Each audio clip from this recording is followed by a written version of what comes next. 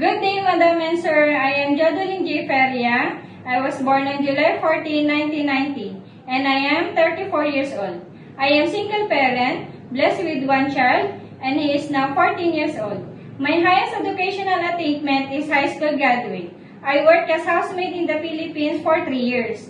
I serve one couple and 2 children, ages 5 years old and 2 years old.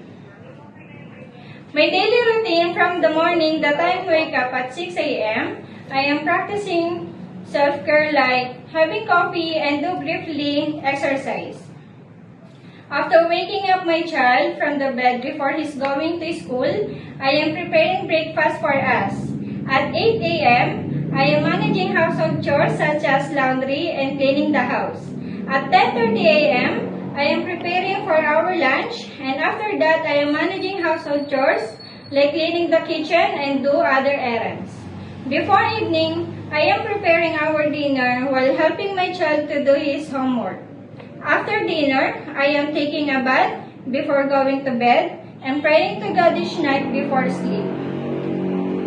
Since this is my first time to work abroad, I will overcome my homesickness by keeping myself busy at my work. If the mother of my employer cannot speak English, I will use sign language as our communication. If the children of my employer very naughty, I will talk to them nicely, I will not beat them, I will understand them and love them.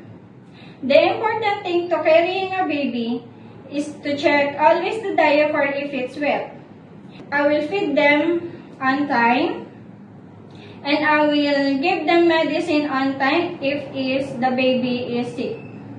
The assurance of my employer that they won't regret if they will choose me is that I need this job, I am hardworking, trustworthy, and can easily learn. And that's all, Madam and Sir. Thank you!